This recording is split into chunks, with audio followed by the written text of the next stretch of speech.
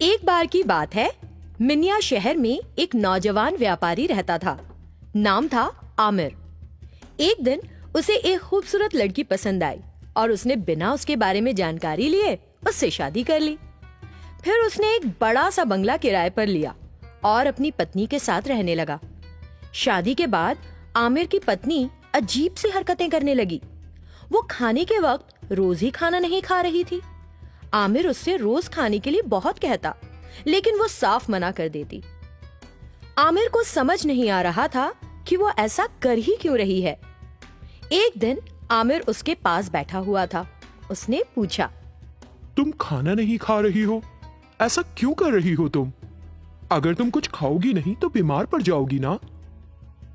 आमिर के इतना ख्याल करने के बावजूद बीवी ने आमिर के इस सवाल का कोई जवाब नहीं दिया और वहां से चली गई। इस तरह 10 दिन बीत गए। आमिर की बीवी खाना ना खाने के बावजूद थकी नहीं लगती थी, बल्कि वो सारे दिन बड़ी चुस्त रहती थी। इससे आमिर को अपनी बीवी पर संदेह हुआ। एक रात आमिर ने जानना चाहा कि रात में उसकी बीवी क्या करती है और बिस्तर पर आंख बंद करके सोने का नाटक किया।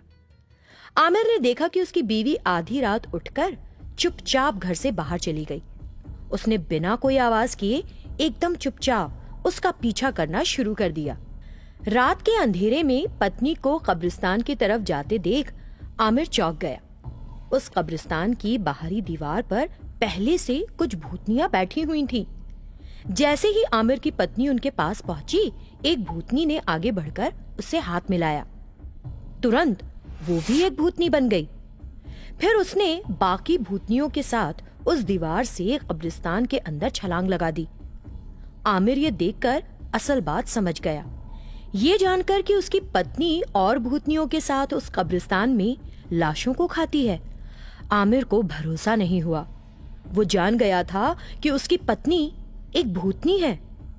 फिर वो घर वापस आया और चुपचाप सो गया, जैसे कुछ जानता ही ना हो। लेकिन वो सो नहीं पा रहा था। कुछ देर बाद उसने अपनी पत्नी को वापस आते देखा, जो चुपचाप आकर बिस्तर पर सो गई।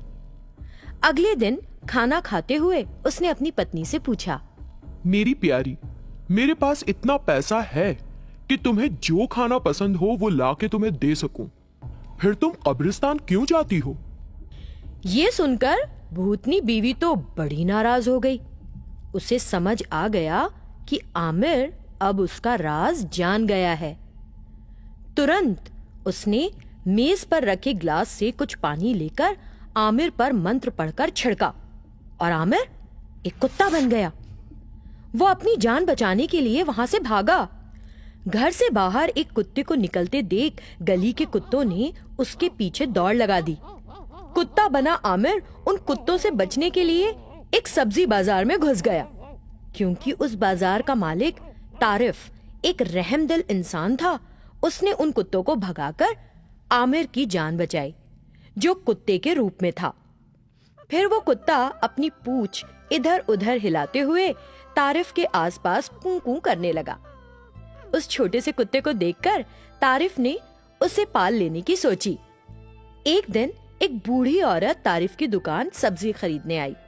सब्जियां खरीदने के बाद उसने तारिफ को पैसे दिए। क्योंकि उसके दिए पैसों में एक नकली सिक्का था, तारिफ ने उसे वापस किया।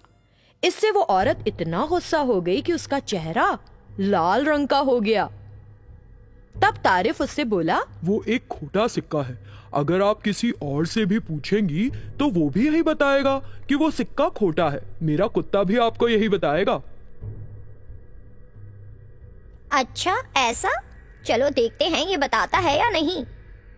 ऐसा कहते हुए उस बूढ़ी औरत ने सारे सिक्के जमीन पर उलट दिए। फिर कुत्ते ने अपनी टांगों से असली सिक्के और नकली सिक्कों को अलग अलग कर दिया।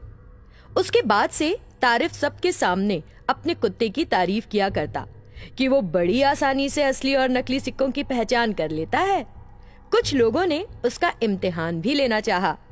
वो असली और नकली सिक्कों को मिलाकर कुत्ते के सामने डाल देते और कुत्ता फौरन सारे नकली सिक्के अलग कर देता। बहुत सारे गांवों के लोगों तक ये बात कुछ ही वक्त में पहुंच गई। एक जवान लड़की फातिमा को भी ये बात पता लगी। उसने मंत्र शास्त्र बहुत अच्छे से पढ़ रखा था। कुत्ता असली नकली सिक्कों को पहचान रहा है, ये सुनकर उसे लगा जरूर इसमें कुछ हेरा फेरी है। फौरन वो तारिफ की सब्जी बाजार गई और उस कुत्ते को गौर से देखा। तब फातिमा को असल बात समझ आई। वो तारिफ की इजाजत लेकर उस कुत्ते को अपने साथ ले गई। घर पहुंचकर उसने कुछ मंत्र पढ़े और कुत्ते के ऊपर राख छिड़क दी। तुरंत वो कुत्ता वापस आमिर बन गया। फिर आमिर ने फातिमा को पूरी बात बताई।